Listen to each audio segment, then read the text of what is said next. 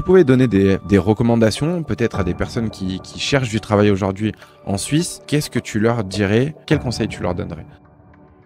On aime la France, on aime ce que la France nous donne. Donc partir pour aller à Dubaï, surtout qu'on entend dire que tout est super cher. J'ai postulé. Aucun retour. Ou bien des retours négatifs, voilà, sur ces centaines de candidatures. Non mais c'est bien de transmettre ça parce que les gens, des fois, je les vois passer sur les groupes, ils envoient 4-5 candidatures. Non mais non. J'ai vu ça dans mon groupe, il y a quelqu'un qui disait il me faut une solution logement et tout, le mec il dormait dans sa voiture depuis 2-3 semaines. Franchement, des fois les CV, je suis désolée, mais c'est plus possible en 2024 d'avoir un CV Word. Il y a Canva, il y a tout ce qu'il faut. La photo, mon Dieu. La photo, c'est plus possible. Il y a des photos, les gens ils sont sur un parking. Salut à tous, c'est Jordan de la page Le Frontalier, la page qui t'apprend à réussir ton insertion transfrontalière correctement. On se retrouve aujourd'hui avec Faiza, qui est une frontalière. Le but de ces vidéos est vraiment de pouvoir vous aider au mieux à comprendre la situation des frontaliers, comprendre leur parcours et toutes les difficultés qu'ils ont pu rencontrer et leurs conseils. J'espère que ce type de contenu vous plaît. S'il vous plaît, je vous invite tous à le dire en commentaire et à laisser un like et vous abonner pour toujours avoir des meilleurs intervenants sur la page pour vous aider au mieux. Donc Faiza, peux-tu te présenter un peu à nos auditeurs aujourd'hui et dire un petit peu qui es-tu, qu'est-ce que tu fais et d'où viens-tu? Alors salut, moi c'est Faiza, j'ai 28 ans. J'habite à la frontière, je travaille en Suisse, je suis originaire de Lyon. Et donc je suis à la frontière depuis à peu près 5 mois. Ok. Et alors du coup, comment t'es venue cette idée de venir à la frontière? Peut-être quelle étude tu as fait au préalable qui t'a poussé à venir à la frontière? Est-ce que ça a un rapport entre les deux ou pas du tout? Pas forcément, j'avais envie de partir de Lyon. J'avais envie de voir autre chose, de travailler ailleurs, de me challenger aussi, parce que j'entends souvent dire que c'est difficile de travailler en Suisse. Et je voulais me prouver à moi-même et aux autres que je pouvais y arriver. Après, mon choix ne s'arrêtait pas forcément sur la Suisse. Je pensais au Canada ou à Dubaï. Et comme je me suis mariée récemment et mon mari avait le même projet que moi de partir, on a décidé de partir en Suisse pour être proche de nos familles quand même. Ça nous convenait, la qualité de vie. Donc, on a décidé de travailler en Suisse. Ok. Et donc malgré les choix de Dubaï, de l'Australie, tout ça, la conviction qui était plus vers la Suisse, c'était vraiment le fait de rester en frontière et d'être proche de la famille ou il y avait d'autres facteurs?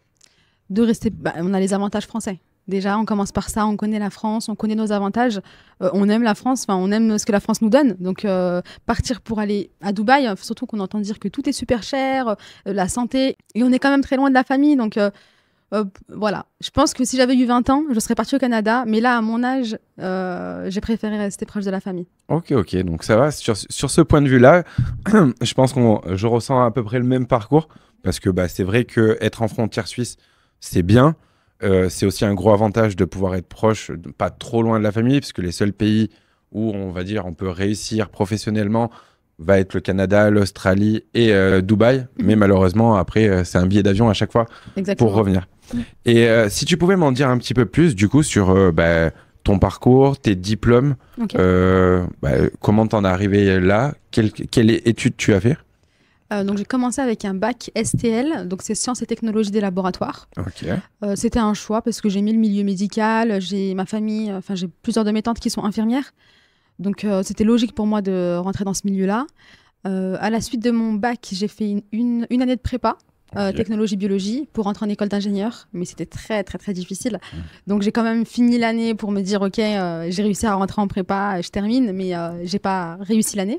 Et donc, je me suis dirigée en BTS biologie médicale, donc en 2 années avec des stages. Et ensuite, voilà, j'étais un peu épuisée après la prépa et le BTS. Et j'avais envie de voyager. Donc, j'ai arrêté là mes études et j'ai été travailler aux Hospices de Lyon. Ok. Donc, je travaillais de jour, de nuit. C'était plutôt sympa. Sauf que le métier était totalement différent de ce que j'avais appris en cours. En cours, c'était très manuel, mais quand on arrive sur le terrain, on s'occupe de machines toute la journée, quoi. J'avais l'impression de réparer des voitures. Il n'y a aucune perspective d'évolution. Et donc, je me suis dit, qu'est-ce que je vais faire après? J'en ai profité, j'ai été au Brésil, à Bali, en Amérique, donc j'ai vraiment beaucoup voyagé. Et à un moment, je me suis dit, bon, j'ai envie de plus, quoi. Et donc, j'ai cherché une école. C'est quelqu'un de ma famille qui m'a conseillé cette école, donc l'IRUP à Saint-Étienne. Ok. Je me permets de donner les noms d'écoles, Oui, comme bien ça sûr. peut peut-être aider les autres. Donc, l'IRUP à Saint-Étienne, et j'ai fait un bachelor. Si je me souviens, C'était un peu manager dans l'économie sociale et solidaire. Donc voilà, il y avait un peu cet aspect social qui me plaisait bien. Je voulais retourner aux sources un peu. Et je pense que j'ai un peu une âme de manager, donc ça me plaisait bien. Et donc pendant cette année-là, mon bachelor, j'avais des cours de QHSE, donc qualité, hygiène, sécurité, environnement. Et pendant ce cours-là, je me suis dit, mais c'est totalement moi. Vraiment être à cheval sur les procédures, la réglementation, passer des audits, des certifications, être carré dans sa vie, tout planifier, organiser, c'est totalement moi. Voilà, se fixer des objectifs et les atteindre. Et je me suis dit, c'est ce que je dois faire, quoi. Donc, j'ai cherché une école et j'ai trouvé l'ESDM à Nantes. Ok. Voilà, donc j'étais en alternance. Je faisais des allers-retours Nantes-Lyon tout le temps. Donc, mon entreprise était à Lyon, l'école à Nantes. Et donc, j'ai appris un peu tout et c'était vraiment une expérience très enrichissante. J'ai eu la chance d'avoir une bonne alternance, une bonne entreprise où j'avais beaucoup de missions, ce qui a fait que j'ai eu... C'est pour ça que c'est hyper important quand on fait de l'alternance de ne pas prendre la première entreprise qui nous accepte. Parce que derrière, dans le CV, ça va compter les missions qu'on a fait. C'est pas forcément à l'école, c'est les missions qu'on a fait en entreprise. Donc, ne pas se jeter sur la première entreprise qui nous accepte. Et donc, j'avais un CV plutôt bien étoffé. Et donc, j'ai eu mon master cette année, hein, si on fait les calculs un peu entre les arrêts, la reprise d'études. En septembre 2023, j'ai eu mon master. Et moi, je me suis mariée juste avant. Avec mon mari, on voulait partir pour début janvier. Et donc, là commence, on va dire, l'aventure suisse. Mon mari, donc, qui était ingénieur d'affaires en France, a été recruté pour être business manager en Suisse. Donc, on est venu le chercher et il a dit ok, pourquoi pas, même si c'était un métier qui lui plaisait plus du tout. Ça faisait déjà 3 ans qu'il faisait ça en France et il en avait un peu marre. Voilà, c'est pas un métier facile, mais bon, voilà. Et il s'est dit bon, c'est une porte d'entrée, on vient me chercher pour travailler en Suisse, j'ai même pas besoin de faire un CV, c'est dingue, go. Et donc, il devait commencer en janvier 2024. Ok. Voilà. Et moi, donc, j'avais mon master juste avant et je me suis dit bon, je me mets quelques mois au chômage, je me repose un peu. Après le master, le mariage, et en même temps, je recherche un job pour la Suisse. Donc, j'ai passé 4 mois à chercher un job en Suisse. Ok. Parallèlement à ça, il fallait trouver un logement, forcément. Oui, bien sûr. Et petite question, juste pour revenir un petit peu sur la suite. Mais tu dis avoir passé un master, avoir eu des diplômes. Est-ce que tu as eu besoin de faire reconnaître ces diplômes? Est-ce que tu as besoin d'en passer des nouveaux? Peut-être pour que les gens y comprennent un peu mieux. Est-ce que toi, dans ton secteur d'activité, tu as rencontré des difficultés via tes diplômes pour trouver un premier métier en Suisse? Pour être honnête, non. Moi, j'ai pas besoin d'équivalence, contrairement à une infirmière, par exemple. Ok. Ça, c'est clair.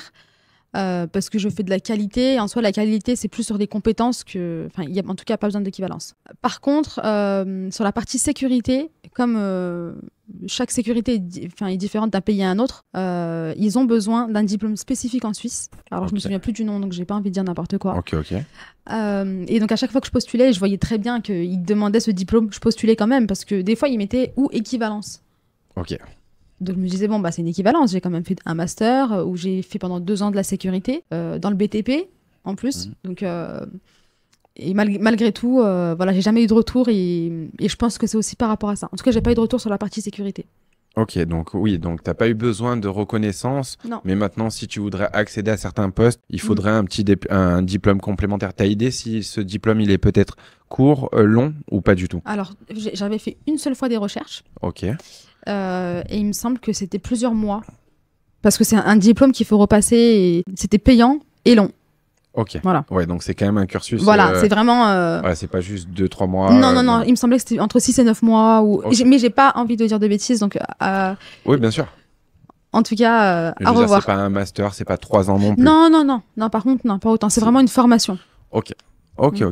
Donc maintenant, comme tu disais juste avant, pour revenir un peu sur le début de ton parcours en Suisse, comment t'es venue cette idée? Comment t'as commencé? Quelles ont été tes difficultés que t'as pu rencontrer peut-être? Comment j'ai commencé? Bon, j'ai commencé par faire un CV. Ok. Aux normes suisses? Aux normes suisses, je me suis pas posé la question est-ce que c'est une norme suisse. Par contre, j'ai demandé à mon entourage qui travaille déjà en Suisse de jeter un œil et c'est vrai que j'ai eu quelques petits retours. Par exemple, mettre le plus 33 devant le numéro de téléphone. Mettre la mobilité, les cantons qui t'intéressent. Ok. Les références peut-être? Je les ai pas forcément... Non, moi je les ai pas mis sur mon CV. Ok. Voilà. Donc, Mais j'avais des références, j'ai même des lettres que j'aurais pu sortir si besoin. J'avais demandé ça à mes employeurs avant de partir. Et sur LinkedIn, par contre, j'avais demandé à mes employeurs de me faire un petit commentaire. Donc, au moins, si quelqu'un voit mon profil LinkedIn, en bas, il y avait un petit... Donc, des recommandations sur le profil voilà, LinkedIn. Voilà, une petite recommandation, ouais, sur mon profil LinkedIn. Ok. Donc, déjà, déjà c'est un très bon point. Tout le monde ne le fait pas. Et d'ailleurs, c'est la première fois en interview que je rencontre quelqu'un qui a fait cet effort-là, même sur ce point, du moins sur le point de vue de LinkedIn. Après, tu m'as dit que tu as mis 4 mois à trouver ton premier emploi, d'après ce que... Et par quelle méthode tu as trouvé, du moins, quel a été le point, le réseau, si c'est LinkedIn ou JobUp, du moins tous ces sites, par quel point as-tu démarché? En physique peut-être? Qu'est-ce que tu pourrais dire sur ta façon d'avoir démarché?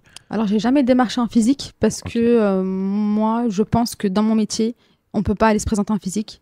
Je fais de la qualité, de la documentation, c'est dans des bureaux. Enfin, je vais pas travailler dans le service ou la restauration. C'est mon point de vue. Donc, j'allais sur tous les sites, Indeed, JobUp. Il y avait quoi? Hello Work, mais Hello Work, il y avait peu d'annonces pour la Suisse, c'était plutôt la France. Et donc, je me suis fait un petit tableau Excel pour vraiment suivre, parce qu'au bout d'un moment, on n'a pas qu'une seule candidature, on en a des centaines, il fallait que je me souvienne. Puis je me suis dit, si quelqu'un m'appelle, il faut bien que je sois sérieuse. Oui, je me souviens bien de votre... je me souviens, alors que pas du tout, mon Dieu, de quoi est-ce qu'elle me parle? Ah, donc tu as quand même fait une centaine de candidats. Oui, bien sûr. Non, mais c'est bien de transmettre ça, parce que les gens, des fois... Je les vois passer sur les groupes, ils envoient 4-5, voilà. 4-5 candidatures. Non, mais non. Faut le charbon un petit peu. Oui, mais une centaine. Et puis ça me faisait pas peur. Je me disais pas c'est trop. Je me disais tant que j'ai pas de réponse, je postule. Et puis donc je postulais sur des postes qui m'intéressaient beaucoup, des postes qui m'intéressaient un peu moins. Je voulais pas faire la difficile. Pour être honnête, je voulais rentrer en Suisse. Je me suis dit je vais faire mon expérience et puis on verra. Mais c'était pas facile. Donc j'ai postulé. Aucun retour ou bien des retours négatifs. Ok. Voilà, sur ces centaines de candidatures.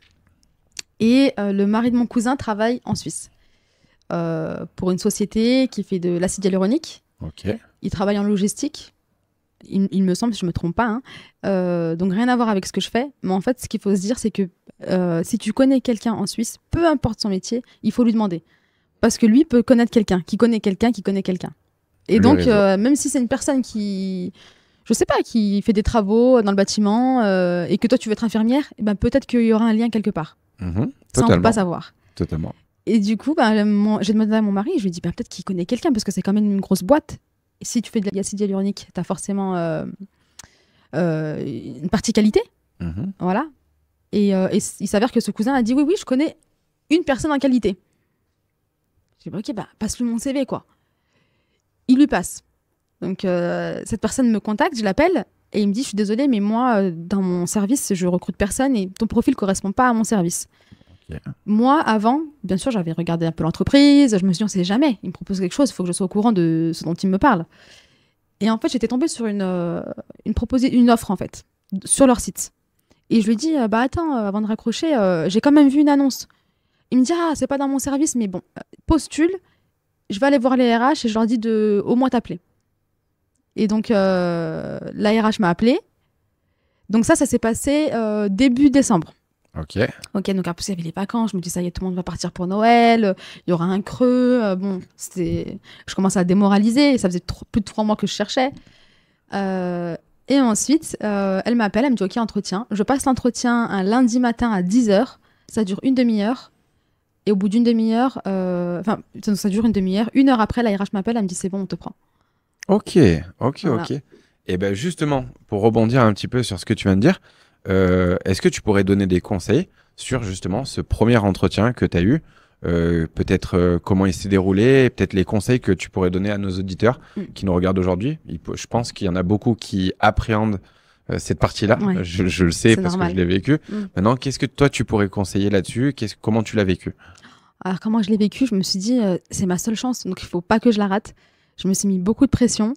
Ce qui était important, c'est de vraiment déjà connaître son salaire. Donc, regarder en amont sur Internet par rapport à son profil et ses diplômes, ce qu'on vaut sur le marché. Parce que c'est vrai que moi, j'allais demander, par exemple, 50 000 à l'année. Et mon mari m'a dit, mais non, mais déjà, tu peux demander quand même plus. Avec un master. C'est sûr, mais en fait, moi, j'étais focalisée sur les salaires français. Donc déjà, la différence, donc, à savoir qu'un profil comme le mien en France vaudrait entre 30 et 35 000 à l'année.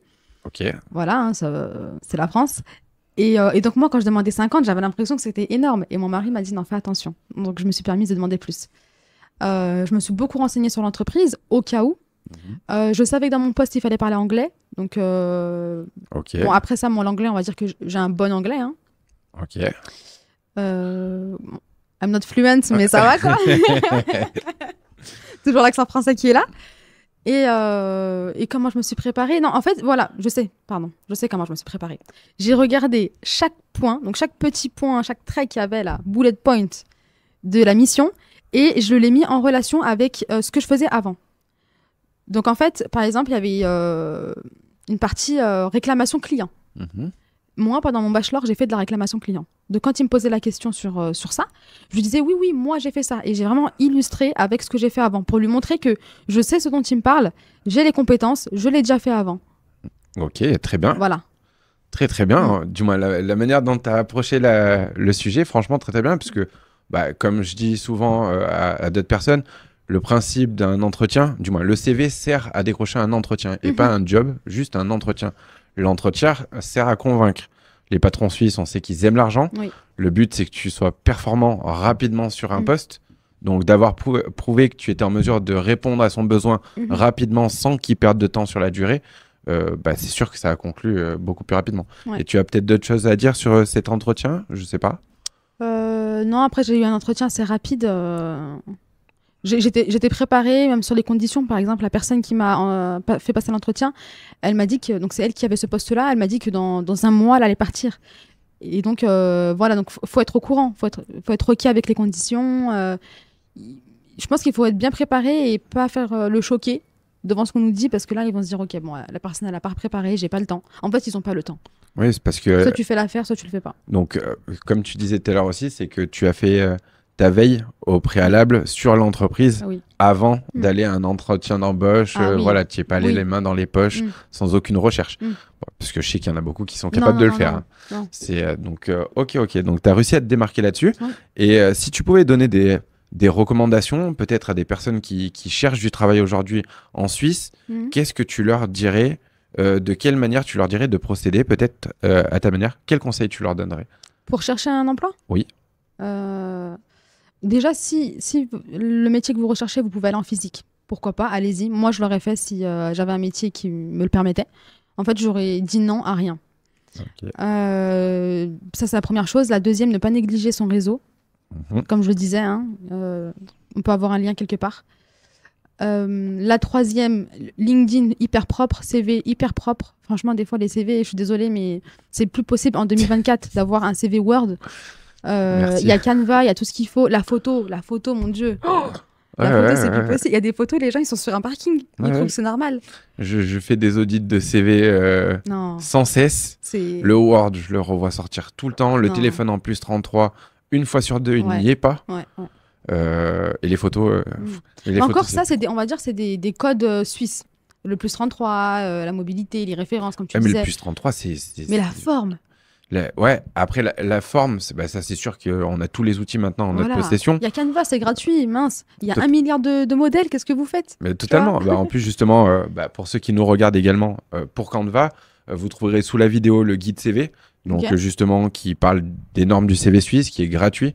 Et dedans, on parle de Canva, du moins l'utilisation de Canva et des normes suisses, comme on vient de le spécifier.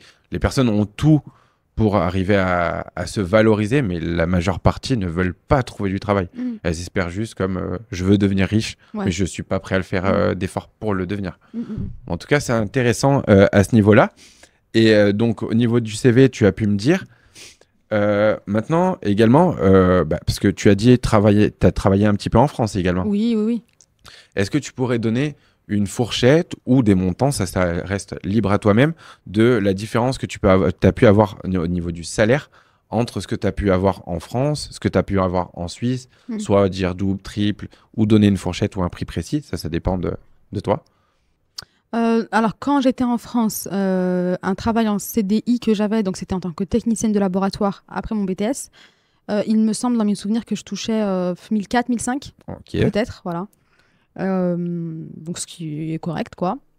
Ensuite, j'ai fait des petits boulots, donc ça compte pas. Et j'étais en alternance. Donc en alternance, ça dépend de ton âge et tout. Bon, à savoir que après 26 ans, on touche le SMIC brut en alternance. Donc c'est hyper intéressant. Je touchais 1600 euros par mois, alors que certains dans mon entreprise touchaient moins en CDI, quoi. Ok. Donc, Ok. Donc c'est pas mal. en fait, le SMIC est égal pardon, le net est égal au brut Ok. Oui, il n'y a en pas alternance. ouais, il y a pas les Voilà. taxes. Donc c'était hyper intéressant. Donc c'est bien de reprendre ses études tard. Donc c'est pour ça que c'est pas à négliger de reprendre ses études un peu tard. Et donc, comme je disais, là, avec mon profil en France, j'aurais été entre 30 et 35 000. Ok. Là, actuellement, je suis à 70 000. Ok. En intérim, premier emploi, j'ai pas fait la difficile, j'ai négocié rien du tout. Et voilà, l'objectif, c'est de demander plus quand je pourrais demander plus. Ok. Et tu sais un petit peu les perspectives, on va dire à long terme, sans forcément passer le diplôme en sécurité, mais tu sais un petit peu les perspectives que tu pourras avoir salariales dans le futur? Eh bien, je demande autour de moi. Parce que, en fait, t'entends dire que la Suisse, c'est pas du tout tabou, l'argent, un peu quand même. Mhm. Voilà, quand tu poses la question aux gens, la fourchette entre 50 et 100, ok? Donc je peux pas je peux pas savoir, quoi. Et du coup, j'ai demandé un peu. Donc je dis plutôt, est-ce que tu penses que si je demande 85 ou 90, c'est trop? Voilà. Ok. C'est une façon pour détourner un peu le truc. Et donc on me dit que non. On me dit que c'est ok. Ok. Donc entre 85 et 90. Dans mon entreprise, mon profil, mon poste, voilà. Chacun est différent. On peut demander plus, on peut demander moins. Moi, j'ai quand même peur d'être trop gourmande et de tout perdre. Donc, j'y vais step by step. Ok. Je viens d'arriver il y a 5 mois, on verra dans 3 ans. Totalement. Et c'est déjà énorme. Enfin, passer d'un salaire français à 70, c'est déjà beaucoup. Oui, bah oui, Voilà, totalement. ça me permet de vivre très bien. Ah, totalement. Donc, step by step. Et alors, vu qu'on est encore sur le sujet, comment tu l'as vécu, cette hausse salariale? Est-ce que ça t'a vraiment changé le confort de vie? Peut-être pas forcément grâce au logement au début, ça dépend comment tu as été au niveau du logement, mais est-ce que tu peux en dire un petit peu plus? Est-ce que vraiment tu as vu un impact financier dans ta vie ou pas du tout? Tu préfères que je parle du logement d'abord ou l'impact? Non, l'impact financier. L'impact financier? Voilà, et après on va Parce faire que c'est la un lien mise. du coup avec le logement. Ah, bah Parce alors. que c'est un lien avec vas-y. le prix du loyer. Alors vas-y, je te laisse directement. Donc moi qui suis frontalière, j'habite au Pays de Gex. Mhm. Actuellement, j'ai un loyer, je vais le dire comme ça les gens ils le savent, j'ai un loyer de 1800 euros. Ok, T3 meublé. ok. Alors la superficie, pardon, je sais plus. Mais voilà, T3 meublé, j'ai fait ce choix-là parce que je me suis dit, je sais pas combien de temps je vais rester en Suisse, donc je vais pas investir des milliers d'essence si dans 6 mois je suis plus là. Ok. C'était aussi une stratégie de ma part. Enfin, voilà, donc 1800 euros, là avec mon salaire.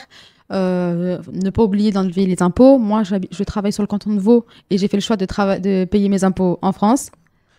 Alors, petite correction, on ne fait pas vraiment le choix. Tu es dans bon. l'obligation. Du moins, après, tu as bien Parce fait de le qu'on faire. m'avait prélevé une première fois les impôts à Vaud. Oui, mais c'est en fait, je sais parce que j'ai eu des cas ce matin en Ok, plus d'accord. en rendez-vous impôt.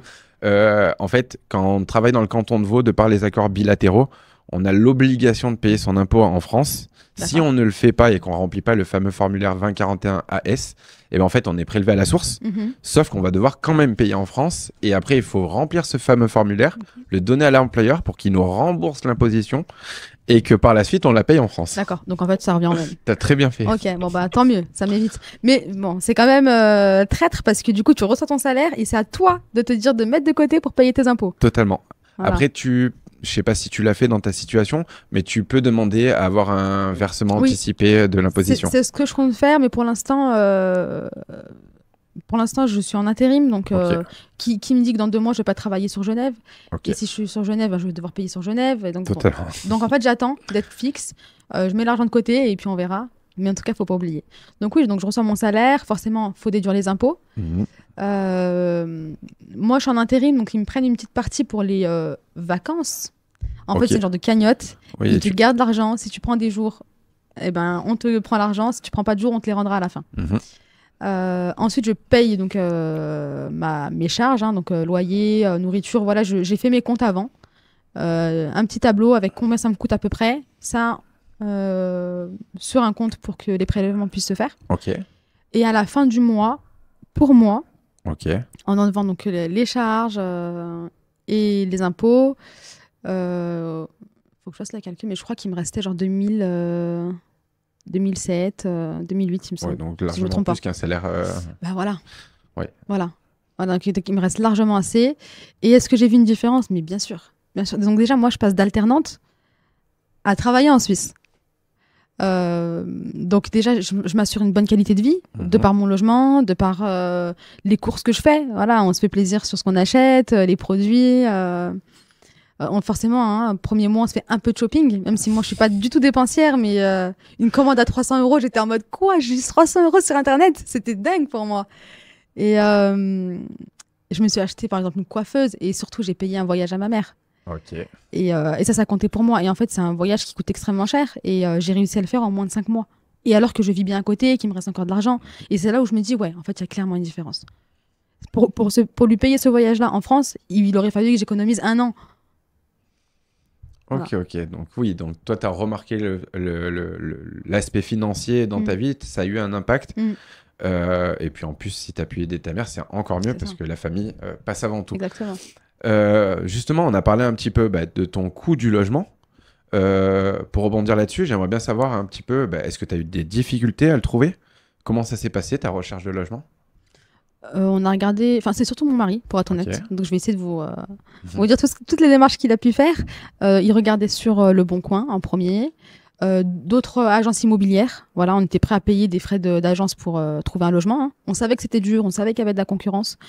Et en fait, on est face à des candidats qui potentiellement travaillent déjà en Suisse, donc ont des salaires suisses, des fiches de paye suisses. Et nous, on arrive avec mon mari qui gagnait tant et moi qui étais alternante, et même au chômage à ce moment-là. Donc il y a même des personnes qui ont dit à mon mari ne la mettez pas en fait, on veut même pas savoir quoi, elle touche 800 €, ça nous sert à rien. Totalement. Et on était là en mode, mais c'est quand même 800 €, ça reste de l'argent. Non, ça nous intéresse pas. Surtout pour atteindre leur 3 fois le montant du loyer, 800 €, ça C'est aide ça. quand même. Et puis mon mari avait pas encore commencé, il avait signé son CDI, mais on cherchait, il avait pas donc commencé. il est même pas en Donc il avait pas de période fiche de d'essai. paye, il avait rien. Et donc on a cherché, on a fait des visites, des fois il a été seul, on s'est déplacé peut-être 3 ou 4 fois, bon ça va qu'on habite à Lyon, c'est pas loin. Il s'est déplacé un peu plus souvent et un jour il a appelé quelqu'un sur internet qui avait une genre d'agence, c'est un peu flou encore aujourd'hui, et il lui dit je recherche quelque chose, est-ce que vous avez un logement? Et il lui dit oui, j'ai quelque chose qui est en train d'être construit, enfin rénové plutôt. Ok. Rénové, pardon, et venez le voir si vous voulez. Mais quand on est arrivé, il y avait rien. Les gens étaient arrivés avec leurs blousons tellement qu'il n'y avait pas de chauffage, il n'y avait pas de sol. Donc il nous a montré des plans et on a dit oui, on signe, parce que c'est la seule personne qui nous a dit oui. Ok. Tout le monde nous a dit non. Ok, donc carrément, vous avez pris un appartement, il était même pas fini. Pas fini, rien. Ok. Mais sur plan, c'était magnifique. On dirait un Airbnb, tu vois. On s'est dit waouh, on va habiter là-dedans. Et on est vraiment pas déçus. Le travail est magnifique. Donc ouais, le plan était quand même plutôt bien réalisé. Et même c'était plus beau en vrai que sur le plan. Ok, Ouais. bon ça va, coup de Non, poker au final. Franchement, waouh. Et combien de temps vous avez mis pour Pareil, trouver 3 mois. 3 mois. Je dirais 3 mois. Voilà, donc. 3 mois, des centaines de dossiers. C'est ça, voilà. Franchement, et je peux pas donner mon retour d'expérience sur le logement parce que je vous avoue que j'ai tout donné à mon mari, mais parce que ça se voyait que c'était hyper compliqué. Il faut être carré, il faut donner tout en temps et en heure, il faut répondre, il faut être à l'affût de chaque annonce. Waouh. Le logement, je pense, même maintenant en travaillant avec des personnes dans l'immobilier, en ayant 2-3 astuces que je garde sous le coude de par les personnes que j'accompagne, parce que sinon je pourrais plus leur donner de la valeur, c'est un fardeau. Ah oui, c'est le pire. Justement, moi je suis dans les projets d'acheter pour pouvoir en proposer à ma communauté et à ceux que j'accompagne. Mais hormis ce point-là, c'est un désert. Certaines personnes se posent la question, logement après travail ou travail après logement? Mais trouve un travail et après un logement. Comment vous voulez payer Enfin, moi, de mon point de vue, c'est impossible de payer, d'être pris déjà, d'être pris et de payer à la frontière sans travailler en Suisse. Alors, je te rejoins sur l'idée complètement, parce qu'avoir un travail, ça va être vraiment la base. Après, ça dépend si les gens ont beaucoup d'économies ou pas. Parce que moi, j'en connais qui allongent 6 mois d'un coup. C'est vrai. Sur 6 mois, si on ne trouve pas du travail, c'est du moins en venant en étant sur place. Maintenant, oui, le travail peut passer avant le logement. Voilà, ça va dépendre de la stratégie, ça va dépendre aussi du métier, parce que si c'est une personne qui va mettre plus longtemps à trouver un boulot, il va falloir qu'elle ait beaucoup plus d'argent de côté pour subvenir à ses besoins.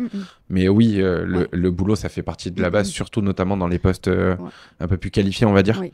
Moi, c'est mon avis vraiment sur quelqu'un je suis venue avec zéro. Pourtant, Ok. on conseille de venir avec 5000, voilà. Peut-être même plus. Non, bah, ça dépend. Moi, dans ma communauté, je sais qu'il y en a beaucoup qui les ont pas. Voilà. Justement, ils commencent en bas et ils essayent de venir. Mm. Donc, ils les ont pas. Après, je sais que j'en ai certains qui ont trouvé dans la communauté avec le Pôle emploi, mais ils trouvaient des colocations. Donc, il faut être prêt Oui, à oui. accepter Oui. ce Ah oui, type oui, oui. de logement. Si on n'a pas Mm. l'emploi, bah, ça va être colocation, ça va être appart-hôtel ou hôtel, ça va Mm. être les campings pour certains l'été. Du moins, ça va Il y a vraiment des être le, personnes qui disent dormir dans leur voiture et je les crois. Hein. il Je y les en a. crois. J'ai vu ça dans Je mon les groupe. crois. Il y a quelqu'un qui il me disait il me faut une solution logement et tout. Le mec, il Mm. dormait dans sa voiture depuis 2-3 semaines. Waouh. Donc là, ça devient dur. Mm. C'est bien de venir en Suisse. On va dire c'est le rêve américain pour certains. Mm. Mais faut pas non plus sacrifier sa vie et sa Mm. santé. Mm. Autant travailler en France, Mm. économiser un peu plus et venir quand même plus en sécurité, Ouais. faire Puis, la tendette. enfin, ça y est, moi, j'approche de la trentaine. J'ai des exigences, on va dire. Je peux plus, c'est plus comme à 20 ans où vraiment tu prends tout ce qui passe sous la main. Là, Totalement. je suis mariée, je vais m'approcher des 30 ans. J'ai besoin de une qualité de vie, quoi. Ouais, bah, un certain Voilà, un confort certain confort. dès que tu arrives. Et vu qu'on est encore sur le logement et qu'on a pu parler un petit peu de tes différentes charges, quel choix tu as choisi entre la CMU et la LAMAL? Et peux-tu me dire le pourquoi tu as fait ce choix? Alors, il me semble, hein, si je dis pas de bêtises, que la CMU, c'est 8% du salaire. Plus ou Plus ou moins. moins. En tout cas, c'est un pourcentage du salaire. Ce qui veut dire que Exactement. plus tu gagnes, plus tu payes. Exactement. Et ça peut aller vite sur des salaires, sur des bons salaires. J'ai des clients qui payent 14 000 par an. Voilà, tu vois. C'est incroyable. Je m'attendais pas à autant, mais ok. Alors que, en tout cas, actuellement, la malle, elle est à 190... Non, 189 189,80. Voilà, bon, 190 presque. Et donc, on s'est dit, bah, au moins, ça restera la même somme, peu importe le salaire qu'on gagne. Donc, on prend ça. Même si là, en ce moment, bon, bah, la malle, ça va augmenter, passer à presque 400. Alors, non, ça va passer entre 300 et 330, parce que Ok. j'ai une formation lundi avec Elzana. Donc 300, 330, et peut-être que si vous avez de la chance, le délai va être retardé un petit peu à la base de 2025, on devait commencer à avoir ce tarif. Il est probable que ça soit décalé à 2026. Donc petite chance. Dans tous les cas, pour des bons salaires, et même, je La dirais même pas des bons salaires, parce que je pense que ça peut aller très vite. La tranche, à l'heure actuelle, avec la hausse qu'on va avoir, parce qu'on Mhm. sait qu'on va l'avoir, cette hausse, avec la hausse qu'on va avoir, il faudrait être autour des 50-60 000 pour commencer à avoir l'équilibre. À 50-60 000, on est obligatoirement à la LAMAL. Mm. En dessous, on peut se poser la question, mais à savoir également que la LAMAL, on paye moins de cotisations sur les revenus locatifs. La LAMAL, on est couvert pour les maladies à l'étranger, qui est 2 fois le montant des couvertures suisses. C'est-à-dire un médecin, c'est 100 francs en Suisse. À l'étranger, on va être couvert 200 francs. Donc il n'y a que les États-Unis, le Canada, l'Australie qui sont plus chers que la Suisse. Ok. Donc on a quand même des petits avantages et on sait que c'est un désert médical Mm. en frontière Ah oui. suisse. Ah oui, oui. Je pense que tu l'as très certainement ressenti. Bah, j'ai pas encore eu l'occasion de devoir aller chez un spécialiste. Ok. Bon, j'ai trouvé un ostéo à côté de chez moi, mais ça, on va dire que ça va. Mais pour d'autres spécialistes, c'est vrai que... Et puis, j'ai plein de collègues à moi qui se sont fait opérer des yeux en Suisse. Totalement. Des opérations comme ça. Ah, même pour le dentaire, tu vois, il y Ouais. a plein de choses. Après, moi, je sais que dentaire, je suis vers chez toi là-bas au cabinet de Ferney-Voltaire. Ah, comme quoi. Parce que j'ai même pas en Haute-Savoie, donc pour dire. Mm. Mais je sais qu'il y en a qui aiment aussi avoir cette lamal pour se dire si j'ai un problème, si ma famille a un problème, que je puisse aller en Suisse les faire couvrir à ce Oui, ça niveau-là. Donc, voilà, là, la malle. Donc du coup, le choix forfaitaire et non le choix basé sur le salaire. Oui. Maintenant, pour parler un petit peu plus, ça serait bien de faire comprendre à ceux qui nous regardent quelle est ta vie de frontalière, peut-être tes routines, qu'est-ce que tu pourrais dire sur cette nouvelle vie sur laquelle tu es depuis maintenant 5 mois? Une vie très, très calme. Ok. Ah, voilà, donc comme je le répète, au pays de Gex, il n'y a pas grand-chose, si ce n'est rien. Surtout pour moi qui viens d'une grande ville comme Lyon, qui habitait en centre-ville, donc du coup, le changement, il est total. Mais j'y étais préparée. Je savais, enfin, c'est des sacrifices que j'ai faits. Donc c'est sûr que tu peux pas aller boire un verre ou voilà, tu as fait un resto, 2 restos, tu les as tous faits. Mhm. Après ça, il n'y a rien de nouveau. Il y a une salle de sport, donc même par rapport au sport, aux activités, voilà, il n'y a pas de la danse, il y a pas grand-chose. Ok, ça je savais pas du tout. Donc voilà, pour quelqu'un comme moi qui aime pas la salle de sport, je me suis inscrite, bah j'y vais pas. Parce que voilà, c'est tout petit, il y a tout le pays de Gex dans une salle, c'est pas ouf quoi. Et c'est ce qui manque. Et en fait, moi je me dis pas c'est nul, j'ai envie de partir. Je me dis, j'espère qu'avec les personnes qui vont arriver, ça va redynamiser le pays de Gex et qu'il y aura peut-être plus d'activités à faire. Alors totalement, et du moins déjà je pense que ça va encore se développer et ça va pas s'arrêter, hein. De toute façon, la Suisse fait que croître. Ils sont pas en problème financier, hein. Ils sont moins endettés que ce qu'on peut l'être en France, donc je pense que ça va continuer à envoyer des liquidités dans la Haute-Savoie. Tes impôts que tu payes sont envoyés jusqu'à en Ardèche, super loin. Donc c'est pour ça que ça se développe pas beaucoup plus vite au niveau du logement. Mais donc voilà, donc t'espères que ça se développe. Et est-ce que tu penses que tu aurais été mieux loti du côté Haute-Savoie? Donc Annemasse, par là-bas. Qu'est-ce que t'en penses toi? Peut-être, mais je trouvais qu'il y avait beaucoup de monde qui allait. C'est une autre ambiance, totalement différente. Là où j'habite, c'est des petits villages, c'est très calme. C'est ce que je recherchais. Alors qu'à Annemasse, on peut pas se garer. J'entends des amis à nous qui me disent que pendant une demi-heure, ils cherchent une place. Non, non, moi, ma place de parking est devant la maison. Donc, voilà, on revient au confort de vie. Pareil, c'est des choix. Et je préfère prendre le temps d'aller à Annemasse faire un resto si j'ai besoin d'aller en faire un. Ou même sur Genève, ou enfin, voilà. Me déplacer, il n'y a pas de souci, hein, j'ai une voiture. Plutôt que d'habiter là où il y a du monde. Donc, voilà. Et puis, les bouchons à Annemasse. Moi, les frontières du pays de Gex, pour l'instant, il n'y a pas grand monde. Ah, vous avez pas trop de bouchons là-bas? Non. Ok. Après, moi, j'ai la chance dans mon travail d'avoir des horaires, on va dire, flexibles. J'ai une plage horaire entre 6h et 20h. Et j'arrive quand je veux, je pars quand je veux. Je timbre. Il faut juste que je fasse mes heures. Ok. Donc, j'ai des avantages incroyables qu'on n'a pas en France, quoi. Ouais, ouais. Donc c'est c'est quand même des horaires flexibles, tu maîtrises ton temps. Ça, c'est vrai que c'est pas donné à tous les métiers, hein. J'en connais pas mal qui rêveraient d'avoir la possibilité. Personnellement, je peux, mais j'ai mes propres clients. Donc voilà, moi j'arrive à me débrouiller. Mais ça fait partie des bons outils, on va dire, des bons métiers à avoir. Et au niveau, si tu devais comparer un petit peu des avantages et inconvénients d'être frontalier? Avantage, je dirais que on peut faire des petites économies sur le loyer, sur les courses, sur ce genre de choses qui sont pas négligeables à la fin du mois. L'inconvénient, ça peut être le temps de trajet. Après, j'ai envie de dire, tout le monde n'habite pas à côté de son travail non plus, hein. Je connais des personnes suisses qui mettent 1 heure et quart pour venir au travail. Je mets 45 minutes. Donc, moi, en habitant en France, je mets moins de temps. Pour l'instant, j'ai pas vu d'inconvénient. J'ai pas envie de mentir. Il n'y a pas d'inconvénient pour l'instant.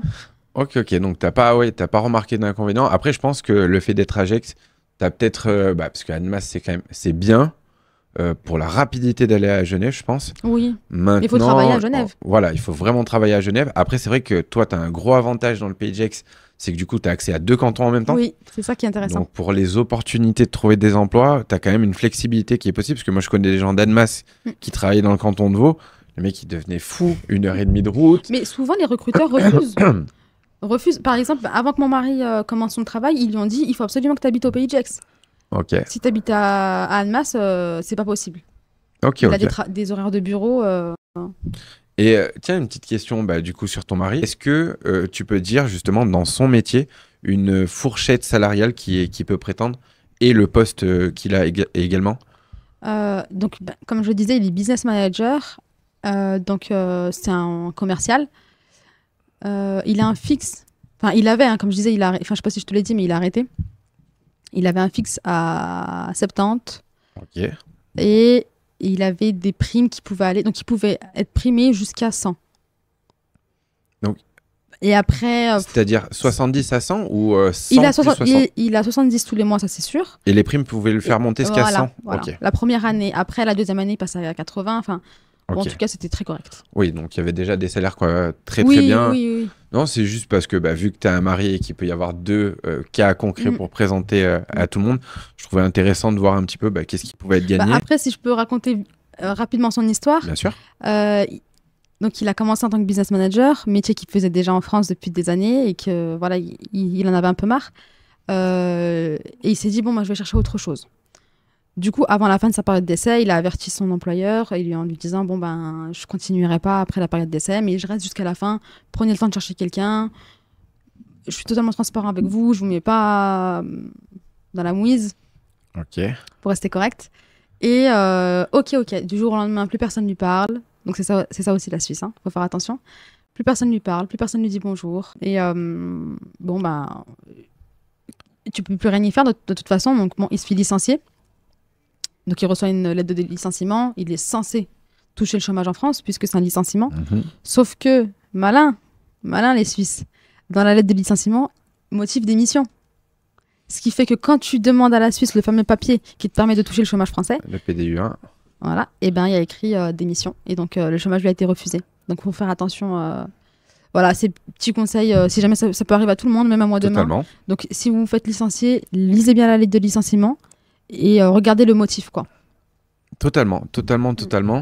Et d'ailleurs, pour parler de ce chômage, donc faire attention que ça soit un licenciement et pas une démission, également d'avoir ses droits ouverts à Pôle emploi, c'est 6 mois également pour les frontaliers, et à savoir que tous les revenus suisses, ils en prennent compte jusqu'à une hauteur de 57% du revenu brut.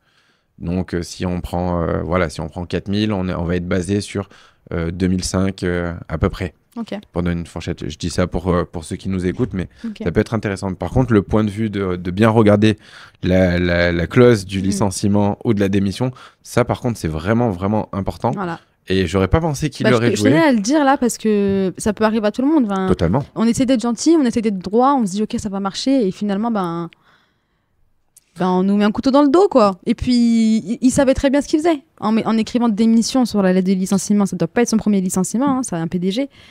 Et voilà, donc c'est des expériences de la vie, et puis ça peut aider quelqu'un.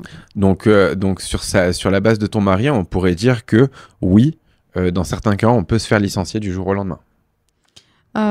Oui, parce qu'en fait, ils lui ont dit en fait, tu peux partir maintenant. Tu vas être licencié dans une semaine, mais pars maintenant, tu as des vacances. En gros, rends-nous tes affaires et pars, quoi. Ouais, j'en connais, ils font ça même pour 2 mois. Oui, mais ils préfèrent que tu partes plutôt que tu restes, que tu mettes une mauvaise ambiance, que tu travailles mal, Exactement. Que tu fasses perdre de l'argent. Et t'es payé à rester chez toi. Donc bon, j'ai envie de dire, ça arrange tout le monde. Oui, totalement. Mais c'est vrai que ça, je l'ai entendu. Je l'ai pas entendu souvent, mais je l'ai déjà entendu quelques fois où, genre, la période de licenciement, la période de préavis, il ne le faisait pas faire à l'employé, il lui disait pars, et au moins, il n'y a pas de mauvaise ambiance au sein de l'entreprise. Je sais qu'ils veulent pas du tout ça, ils préfèrent payer. C'est spécifique à eux-mêmes, mais Parce que tout le monde a peur de... en Suisse, on se fait virer du jour au lendemain. Y a quand même des préavis. Faut pas... Il y a des préavis. Il y a des préavis. Donc après, t'es toujours employé, mais ils peuvent te dire tu ne reviens pas. Tu fais ton préavis chez toi. C'est ça, en fait. Totalement. Donc t'es pas viré du jour au lendemain, mais tu dois aller chez toi en attendant que ton préavis se termine parfois. Oui, totalement. C'est ça. Mais il faut également faire attention, parce que je sais qu'il y en a qui le font peut-être en France. Dans l'hôtellerie notamment, ça se fait beaucoup. Faut pas faire d'abandon de poste en Suisse parce qu'ils ont le droit de te prendre sur ton salaire, comme quoi ils ont une perte de chiffre et une perte d'activité. Donc très important à savoir, on ne part pas d'un poste en CDI du jour au lendemain sans faire le préavis, parce que l'employeur peut prélever sur le salaire directement, comme quoi il a une perte de chiffre par rapport au candidat.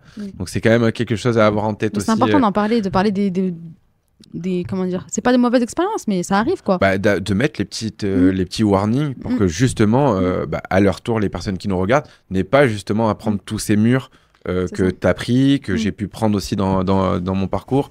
Et ces différents murs, toutes ces interviews sont là justement pour vous aider, pour informer des difficultés, des avantages et des méthodes qui ont été employées par divers profils, notamment comme on pourrait le dire là maintenant. Aujourd'hui, je ne connaissais pas Faiza. Pas du tout, donc je découvre aussi une bonne partie de son parcours en même temps que vous, et c'est là où c'est encore plus intéressant et authentique, je pense, pour vous. D'ailleurs, n'hésitez pas à le dire en commentaire et donner d'autres idées de prochains podcasts qui pourraient être intéressants pour vous, car cette chaîne est faite pour vous. Maintenant, pour en revenir un petit peu du coup sur quels conseils toi tu pourrais donner à des futurs frontaliers, qu'est-ce que tu leur dirais, quelles sont tes recommandations, parce qu'on va arriver sur les dernières questions, mais qu'est-ce que toi, t'aimerais leur dire à la prochaine personne qui aurait l'ambition de venir en Suisse? Qu'est-ce que t'aimerais lui transmettre? Moi, je dirais que les profils qui font un peu peur, c'est ceux qui disent « je veux un travail dans tout et n'importe quoi. Peu importe, trouve-moi quelque chose. » Sachez ce que vous voulez avant de venir, parce que si vous ne le savez pas, on ne vous prendra pas. Il me semble, hein, parce que des gens autour de moi qui cherchent un travail dans tout et n'importe quoi, bah, ils sont tous sauf en Suisse, quoi. Non, j'ai eu le problème à l'époque, j'avais fait un CV qui allait partout. Parce que moi aussi, j'ai découvert à un moment donné dans ma vie. Et partout, et je m'étais fait attraper par quelqu'un. Il m'a dit, si tu sais tout faire, c'est que tu sais rien faire. Voilà, merci. Voilà. Donc, même si vous avez fait beaucoup de choses, faites plusieurs CV, par exemple. Un CV spécial hôtellerie, un CV spécial restauration, spécial livraison. Bon, spécialisez-vous dans quelque chose, parce que c'est ce qu'on recherche. Le CV, bien sûr, c'est super important, votre photo, et renseignez-vous sur plein de choses, sur les logements, sur la vie, sur les trajets, est-ce que vous venez en voiture, pas en voiture, les bus. Je pense qu'on ne peut pas venir du jour au lendemain. C'est important d'être préparé, de se renseigner et surtout de se lancer. Voilà, parce qu'il faut se poser des questions, mais au bout d'un moment, faut trop y non aller. plus. Voilà. Les gens qui sont là, ouais, moi aussi j'aimerais bien, bah fais-le. En fait, surtout ceux qui sont déjà en train de travailler en France. Ça vous coûte quoi? Vous mettez que votre disponibilité, elle est, je sais pas, de 1 mois, 3 mois en fonction de votre préavis en France. Vous postulez pendant que vous êtes en France. Ça coûte rien. Et puis go, en fait. Si vous vous lancez pas, il n'y a aucun Suisse qui va venir toquer à votre porte. Ça, c'est sûr. Non, mais il y en a trop et ils croient. Alors, je le fais pour des accompagnements, mais ça, c'est un métier, c'est un boulot. Il y en a trop, ils croient que quelqu'un, un jour, va arriver, va vous prendre la main, et va vous dire, venez, je t'ai trouvé un travail. Ça marche pas comme ça. Même si dans votre réseau, vous avez des contacts ou autres, il faut les déclencher, ces contacts, comme tu as pu le dire tout à l'heure. Oui. Il faut déclencher son réseau, il faut déclencher son contact, il faut envoyer des CV, il faut se perfectionner et s'organiser, je pense, parce que sinon, après, on va repartir, on va avoir dépensé tous ces économies, parce qu'à 1800 le loyer, si tu te rates et que tu n'es pas organisé, ça fait vite des sommes astronomiques. C'est vrai que je disais juste avant qu'on est venu chercher mon mari. Hein. Donc, ça existe, mais pour un profil recherché. Oui, les profils qualifiés. Voilà, c'est un commercial. Et le métier de business manager, il est très recherché, que ce soit en France ou en Suisse. Hein. Donc, c'est pour ça que je pense qu'ils l'ont repéré et on est venu le chercher. Mais moi, on ne serait jamais venu me chercher et d'autres, on ne va jamais venir vous chercher. Moi, on ne serait jamais venu me chercher non plus. Moi, personne ne serait venu me chercher. Ah non, mais ça, c'est une certitude. Après, c'est vrai que j'ai déjà eu des cas comme ça où ils sont allés chercher des personnes dans le cloud, notamment si tu te reconnais dans la vidéo, dans le cloud sur Paris. Il y a 2-3 profils qui sont allés chercher, mais c'est en général des métiers qui manquent à la Suisse, où ils sont prêts à payer et à aller les chercher. Ils savent très bien que déjà, il leur coûte moins cher.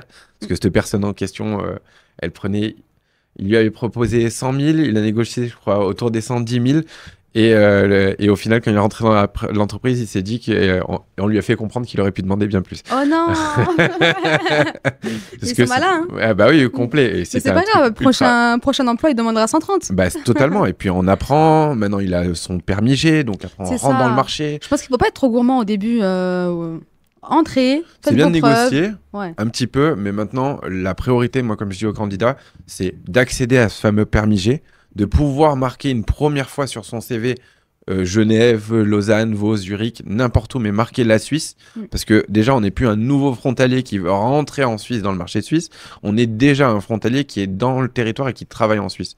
Donc là ça va être porte ouverte beaucoup plus facilement. Je pense que pour moi, juste le permis G, on peut multiplier par 2 voire par 3 son nombre d'opportunités, je pense.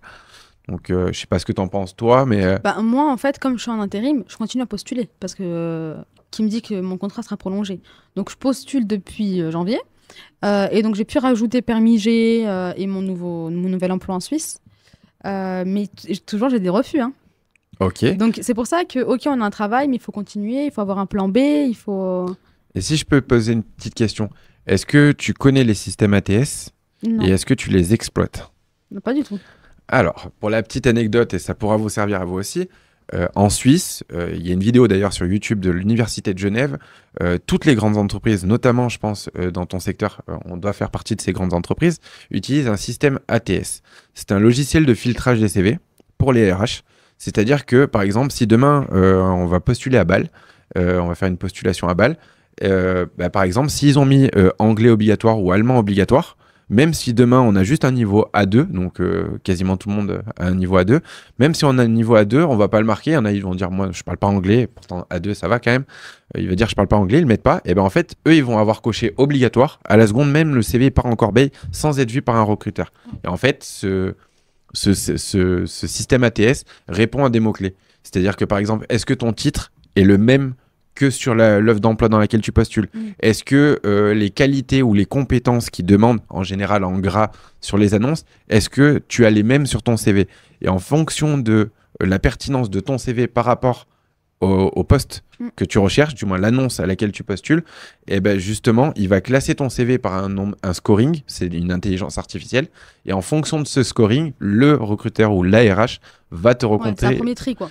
Exactement, parce que vu qu'ils reçoivent des milliers de CV, voilà, et ben justement, ils ont... Après, en tant que serveur ou vendeur, caissier, on va facilement avoir un seul nom d'emploi. Alors que moi, je peux faire plein de choses différentes. Donc, dans mon intitulé de poste... non, mais c'est... Là, tu parlais d'intitulé de poste, c'est-à-dire que c'est le même que sur le... Oui, alors en fait, c'est plutôt... Comme tu disais tout à l'heure, faire un CV à chaque fois différent, et ben l'intitulé, elle est le modifier à chaque fois. Parce que déjà, l'intitulé, en fait, ça va marcher par référencement.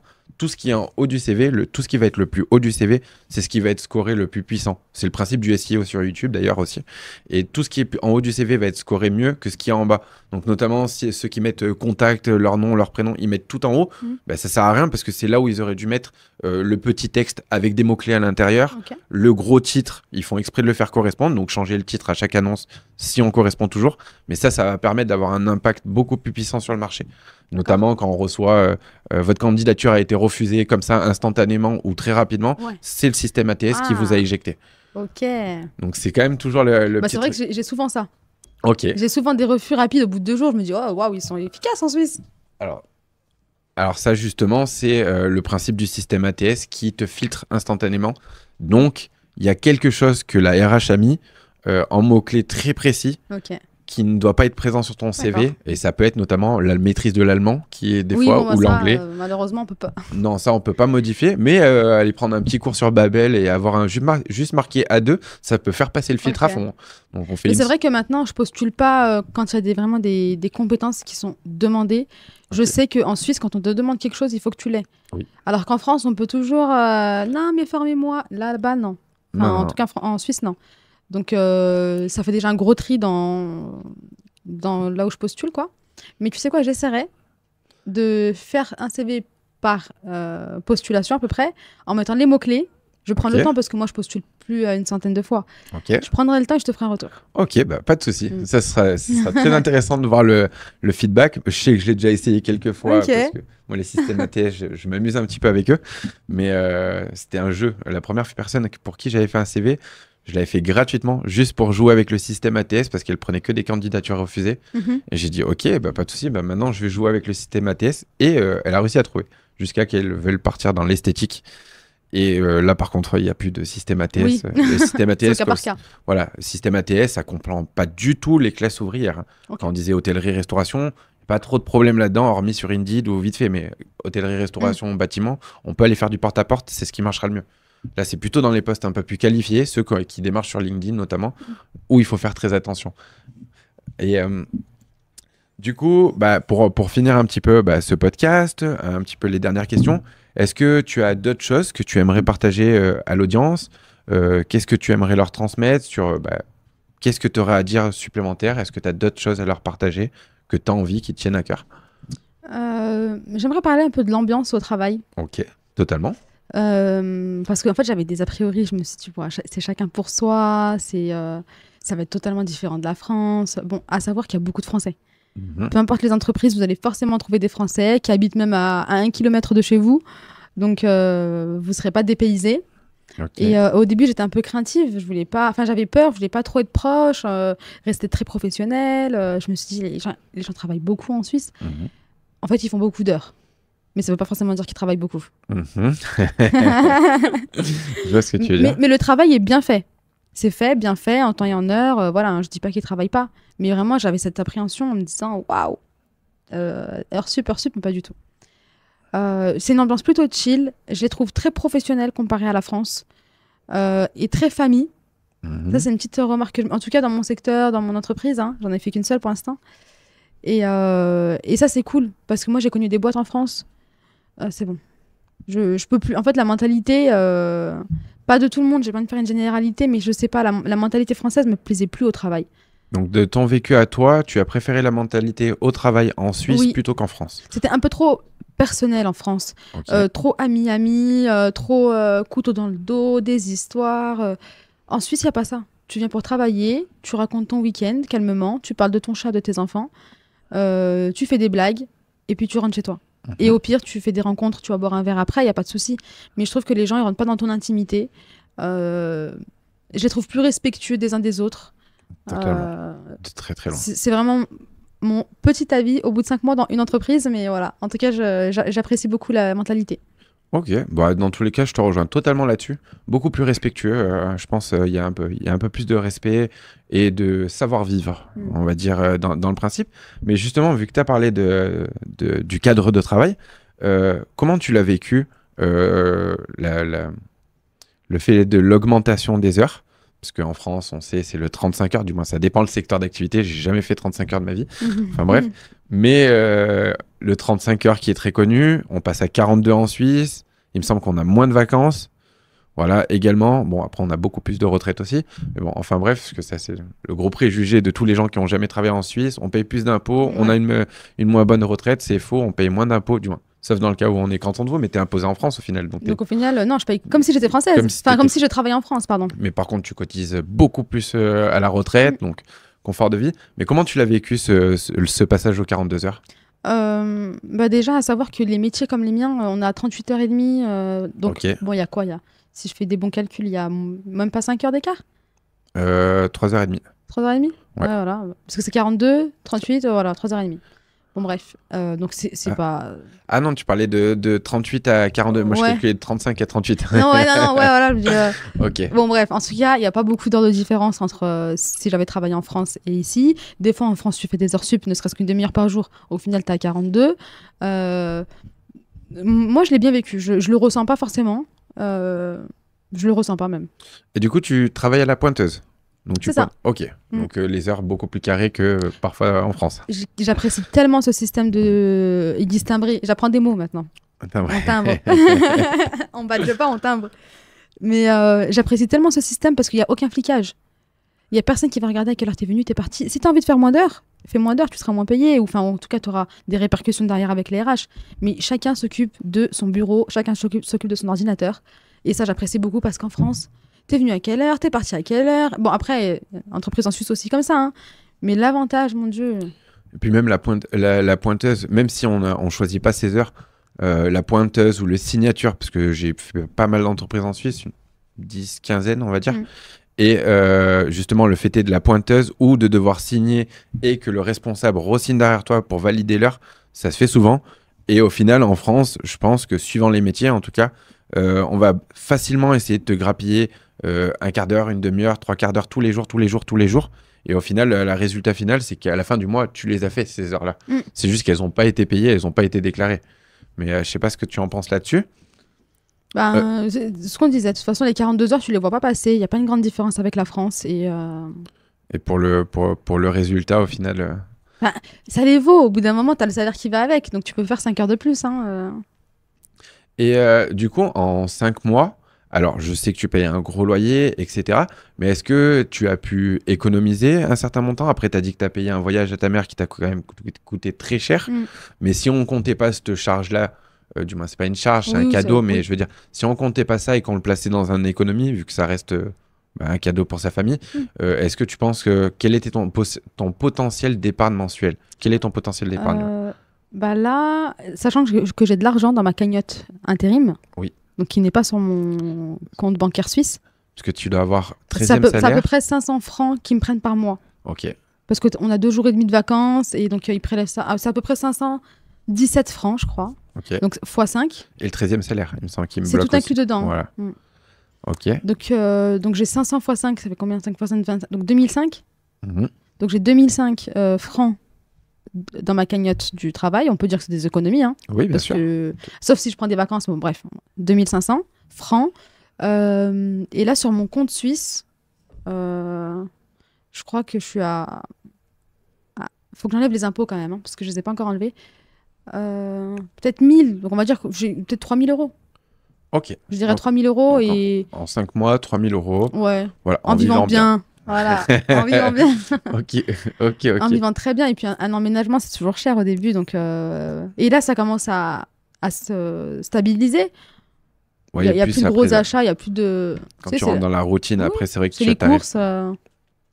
Et justement, tu as mis le point sur un sujet que j'avais complètement oublié de parler, mais tu as parlé de banque suisse. Hmm. Quel a été ton choix? Pourquoi? Pareil, encore mon mari, merci. J'ai vraiment de la chance, mon mari s'occupait de tout. Moi, je suis juste venue avec ma valise. On a la Banque du Léman. Ok. Ok, donc il m'a dit qu'on ne payait pas la première année, quelques frais. Il y a des avantages, enfin, il y a des accords avec la France. Franchement, je lui ai fait confiance. C'est correct, quoi. On s'est pas encore posé de questions parce qu'on va pas acheter, on n'est pas encore en train d'épargner pour les piliers. Enfin, en tout cas, on s'est pas encore posé trop de questions qui nous disent OK, on va changer, enfin qui nous dit on va changer de banque. Non, après, la Banque du Léman reste une bonne banque. Je pense qu'il y a mieux, du moins. Je sais qu'il y a un peu mieux, mais en même temps, c'est mon métier et ça fait 4 ans que j'étudie quand même le sujet. Mais il y a un petit peu mieux, mais ça fait partie quand même des banques leaders du marché. D'ailleurs, pour ceux qui regardent, il y a un lien en dessous d'une des banques les plus faciles pour arriver. C'est pas une banque physique, il y a Ibani, où justement on n'a pas besoin d'ouvrir un compte, on peut vite commencer à travailler, vite rentrer ses salaires. Et après, par la suite, moi en général, je recommande toujours soit on reste sur les banques en ligne, ce qui est mon cas, sauf que maintenant on a un compte QBS aussi. Okay. C'est pas BCGE, la Banque cantonale de Vaud est mieux qu'UBS, du moins selon moi en tout cas. Mais on a un compte physique parce que je trouve intéressant de splitter son épargne sur les deux territoires. Au moins si un jour il y a un problème avec la France, faillite de la France, faillite de la Suisse, c'est peu probable pour moi pour la Suisse, mais en tout cas, je perds pas tout mon argent, comme ils ont pu avoir en Grèce notamment, où ils pouvaient plus retirer, même s'ils avaient 1 million. Du moins, à un moment donné, c'est mon argent, c'est pas le vôtre, mais c'est juste des chiffres sur un ordinateur, un compte en banque. Mais ok, donc Banque du Léman, c'est ce que tu as choisi. Ça reste quand même déjà de très bons choix, parce que je crois que le pire choix, je l'ai vu, et la personne, alors ils ont peut-être changé depuis leur taxe, mais je sais que j'avais une amie qui était chez Nextbank et qui prenait quasiment la différence entre ma méthode et la sienne, elle était de 70 par mois. Oh. Ouais, donc sur une année, déjà, on commence à voir la différence, et puis sur plusieurs années, c'est astronomique la différence. Donc, bien faire attention à ce niveau-là. Je sais pas si tu as d'autres choses peut-être particulières à redire ou non. Non, moi, c'est tout bon si tu n'as pas plus de questions. Non, pour l'instant, j'ai pas plus de questions. Je pense qu'on aura bien fait le tour. D'ailleurs, si vous aurez aimé des questions particulières qui n'ont pas été posées lors de cette interview, et pour les plus vaillants, de le laisser en commentaire. Au moins, on pourra adapter les prochains podcasts pour qu'ils vous ressemblent, car c'est vous que ça aide et non moi. Moi, j'essaie juste de créer un business, de créer plein de choses autour de ce sujet pour vous aider et vous faire économiser au maximum. Tout en créant un business, ce qui reste normal. J'espère que cette interview, en tout cas, vous a plu et je vous invite à le dire en commentaire. Un petit mot de la fin, un petit... quelque chose à dire? Oui, bon courage, lancez-vous et 1, 2, 3, vive l'Algérie. Allez, ciao, ciao.